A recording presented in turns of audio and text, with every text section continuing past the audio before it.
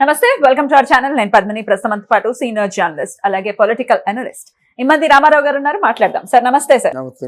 ఆంధ్రప్రదేశ్ హోంమంత్రి అనిత గారి చేతిలో రెడ్ బుక్ అనేది వెళ్ళింది. అంటే లోకేష్ గారు చాలా సందర్భాల్లో మనం చూసి ఆయన చేతిలో రెడ్ బుక్ ఉండటం కొన్ని ప్రధానమైన సమస్యలు ఖచ్చితంగా చాలా చాలా అంటే చాలా ఇబ్బందికరమైనటువంటివి, లేకపోతే చాలా హేయమైన పద్ధతిలో చంపబడినటువంటి వ్యక్తులవి మెయిన్ లిస్ట్ లో ఉన్నటువంటి కొన్ని ఆ రెడ్ బుక్ లో మెన్షన్ చేయడం, ఇప్పుడు ఆ రెడ్ బుక్ హోంమంత్రి చేతికి వెళ్ళటం, అది ఆవిడ డీల్ చేయటం ఆ కేసెస్ ని అనేది కూడా ఇప్పుడు హాట్ టాపిక్ గా వినిపిస్తోంది. ఇందులో ప్రధానంగా 3 కేసెస్ గురించి మాట్లాడుకుంటే, డాక్టర్ సుధాకర్ గారు మనం కోవిడ్ టైంలో ఆయన ఎంత చిత్రహింసలకి గురై ఆయన చనిపోయిన విధానం అందరికీ తెలిసినటువంటిదే. అలాగే డ్రైవర్ సుబ్రహ్మణ్యం ఇంటికి పార్సల్ చేయడం బాడీని అనేది కూడా మనకు తెలిసిన, మనం విన్నాం ఆ స్టోరీని. ఇంటికి బాడీని పార్సల్ చేయడం ఆ స్టోరీని కూడా విన్నాం. అలాగే ఇంకొకటి, అక్కని టీజ్ చేశారని చెప్పి, ఏంటిది ఈ పద్ధతి ఏంటి అంటే కాల్చి చంపారు అమర్నాథ్, బాపట్ల అమర్నాథ్. ప్రధానంగా ఈ 3 కేసెస్ ని కూడా హోంమంత్రి చూస్తున్నారు అని చెప్పి కూడా వార్తలు వినపడుతున్నాయి. మొత్తం వ్యవహారం ఏంటి? ఇది ఎంత దారుణమైన పని అంటే, ఒక విధంగా లోకేష్ కొత్త రాజకీయానికి తెర తీశాడని చెప్పాలి. ఇప్పుడు ఎవరైతే హత్యలు చేశాడో వాడు శిక్ష అనిపించకపోతే 10 మంది హత్యలు చేస్తారు. ఒకటి. రెండవది ఏంటంటే, ఈ లా అండ్ ఆర్డర్స్ ఇంకా బ్రతికే ఉందనేటువంటి స్పృహ గత ప్రభుత్వంలో పోయింది. ఎందుకంటే ఈ 5 సంవత్సరాల్లో ఎవరు పోలీస్ కంప్లైంట్ ఇచ్చినా ఎఫ్ఐఆర్ నోట్ చేసే ప్రసక్తే లేదు. వాళ్ళు వైసీపీ వాళ్ళు వస్తే యాక్షన్ తీసుకున్నారు, మిగతా వాళ్ళు ఎవరు ఏ పార్టీ వాళ్ళైనా సరే చిత్తుబుట్టలో పారేశారు. ఇలాగా మంచి కరోనా కాలంలో డాక్టర్ సుధాకర్ ఎనస్థీషియన్, చాలా వాల్యుబుల్ డాక్టర్ అన్నమాట. వాళ్ళ గంటల్లో అమౌంట్లు ఉంటాయి. అటువంటి వ్యక్తి చేసిన పాపం ఏమిటయ్యా అంటే, మాస్కులు లేవని చెప్పడం. ఆ మాస్కులు లేవని చెప్పిన దానికి వీళ్ళు ఏం చేశారంటే, ఇక మాస్కులు లేకుండా ఆయన్ని డిస్కార్డ్ చేశారు.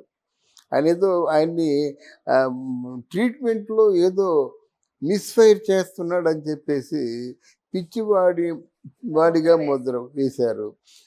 తర్వాత మూడవది ఏంటంటే, ప్రభుత్వం మీదే ఈయన సవాల్ చేస్తూ ప్రభుత్వ ప్రతిష్టకు కంకటంగా మారాడని చెప్పేసి ఆయన్ని గుండు గీయించేశారు, శిరోమండనం చేయించారు. దాని తర్వాత పిచ్చివాడిగా ముద్ర వేశారు. రెక్కలు పెడరెక్కలు అంటారు కదా, వెనక్కి విరిచి కట్టి మండు టెండ, అంటే ఇలా వేస్తే చేతులు కాళ్ళు కాలిపోతాయి అన్నమాట. బట్టలు ఇప్పి డ్రాయర్తో మండు టెండలో పడుకోబెట్టారు. ఆయన మనసు కదా, పెద్ద డాక్టరు, ఎనస్థీషియను, ఈ గుండె ఏమిటి, ఆయన చేసిన పాపం ఏమిటి, ఆయన చేసిన తప్పు ఏమిటి ఆలోచించుకుంటాడు కదా. దాంతో ఆయనకి నిజంగా మానసికంగా ఇంత శిక్ష, ఇంత మామూలు శిక్ష కాదు, బలవంతంగా చంపేశారు. బలవంతంగా ఆయన ట్రీట్మెంట్ చేసే నెపంతో చంపేశారు. ఇంకొకరు కూడా ఉన్నారు, సబ్మం హరి అని చెప్పేసి, వైసీపీ పార్టీకి పెద్ద సింహస్వప్నంలా ఉండేవాడు. ఆయన హాస్పిటల్లో చాలా హెల్దీగా ఉన్నాడు. హాస్పిటల్కి వెళ్ళాడు, శవమై వచ్చాడు. అప్పుడు అనుమానాలు ఉండేవి కానీ అది బయటికి రాలేదు. చాలామందికి ఈయన మీద అనుమానం అన్నమాట. ఈయన కంటకని చాలా మనల్ని ప్రతి విషయంలో కూడా ఎదురు తిరుగుతున్నాడు, ఈ అడ్డు లేకుండా చేసుకుందాం అనుకున్నారు అన్నమాట. అది అలాగుంటే నెక్స్ట్ ఎమ్మెల్సీ సుధాకరు అక్కడ మంచి రౌడీ, చాలామంది దాడులు జరిపారు, చాలామంది అక్కడ మంచి కబ్జాలు అంటే జగన్మోహన్ రెడ్డి తగ్గ అనుయాయుడు మాట. ఆయన డ్రైవరు ఒక నీచమైన పని చేశాడని, నీచమైన పని అంటే సహజంగా పెద్దళ్ళల్లో చాలా ఉంటాయమ్మా, ఈ రహస్యాలు మనం బయటికి చెప్పలేము. నీ కోపం వచ్చింది కదా, మానిపించేసేయి, లేదా ఇంకా కోపం ఉంటే ఈ ఊర్లో తిరగకుండా పోరా, బయట ఎక్కడో తిరగరా అని చెప్పు.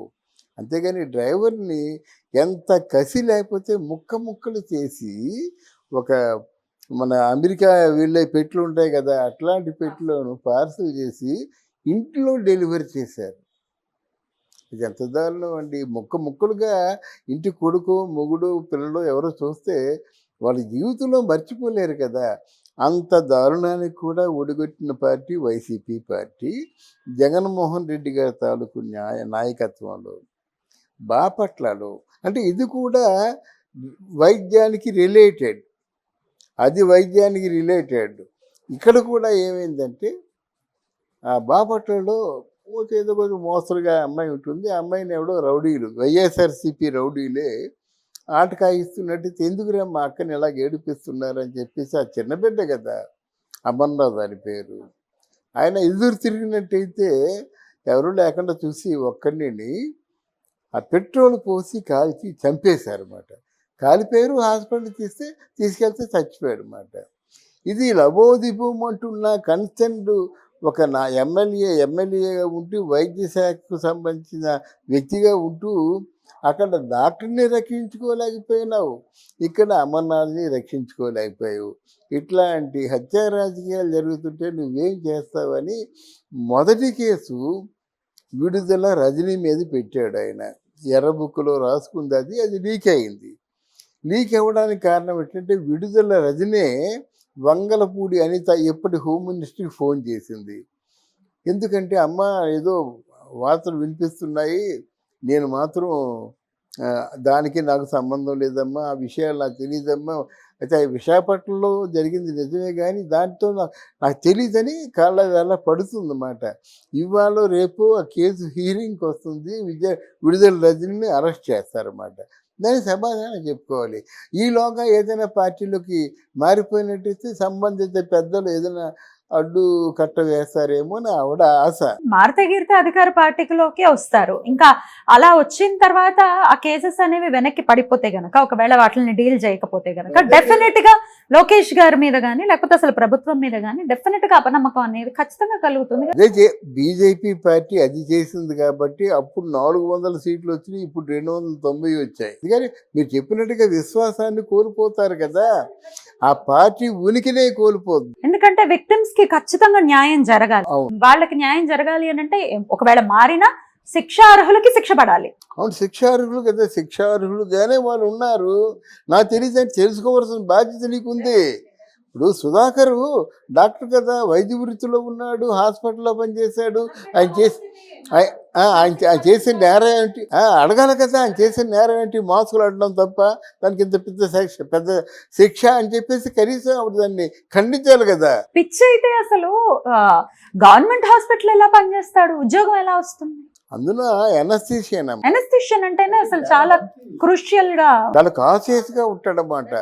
ఎందుకంటే ఒక నిమిషం తేడా వచ్చిందని చచ్చిపోతారు మనుషులు మాట, కొంచెమే తేడా వచ్చినా చచ్చిపోతారు. అందువల్ల అట్లాంటి పెద్ద డాక్టర్ చచ్చిపోయినప్పుడు కూడా దాని మీద నీ తాలూకు స్పందన లేకుండా ఉండడం నువ్వు తప్పకుండా నువ్వు చేసిన తప్పే అది. నువ్వు రోజు వేస్తున్న చీరలు నేను రక్షించవు, నీ మోడలు పోజులు కానీ ఇవన్నీ ఏవి రక్షించవు, నీ తాలూకు సర్వీస్నే చూస్తారు. ఇక్కడ తెలంగాణలో సీతక్క ఏ చీరలు కడుతుందండి? సీతక్క వచ్చినట్టయితే సోనియా గాంధీ ముందు మొత్తం సభ అంతా హోరెచ్చిపోయిందంటే ఎందుకు హోరెచ్చిపోయిందంటే నిజాయితీ, చేసే సేవకి హోరు అనేది ఉంటుంది. అదే నిజాయితీ. అలాంటి నిజాయితీ నీలో ఉంటే నిరూపించుకో, అది మనం చెప్పాలన్నమాట. అందువల్ల వైఎస్ఆర్సీపీలో ఇంకా అరెస్ట్ కావలసిన వాళ్ళు చాలా. కొడాలి నాని ఉన్నాడు, పేర్ని నాని ఉన్నాడు, వల్లభనేని వంశీ ఉన్నాడు, అంబటి రాంబాబు ఉన్నాడు, మన రోజా ఉంది, తర్వాతేమో అరుణ్ కుమార్ యాదవ్ ఉన్నాడు, అన్నిటినీ మించి కొడాలి నాని ఉన్నాడు. వీళ్ళందరూ అసలు ముఖ్యమైన నేత రోజా ఉంది. వీళ్ళందరూ జైలుకి వెళ్తారు, వీళ్ళందరూ ఎర్రబుక్కులో ఉంటారు, చూడకుండా చెప్తున్నాం. వీళ్ళందరూ జైలుకి వెళ్తారు. వీళ్ళు కానీ జైలుకి వెళ్ళకపోతే వీరు తెలుగుదేశం పార్టీ, కూటమి పార్టీ వాళ్ళు ఏమైనా లా అండ్ ఆర్డర్స్ గురించి మాట్లాడితే మనమే ప్రతిఘటిస్తాం. అందుకే కదా మిమ్మల్ని ఎన్నుకున్నాం. భయభ్రాంతులు అయిపోతున్నారు రా బాబు, మీరు వచ్చి లా అండ్ ఆర్డర్స్ని మీరు రక్షించండి అని చేతులెత్తి ముక్కు ఓట్లు వేసాం. అందుకు మనం అడుగుతాం అన్నమాట.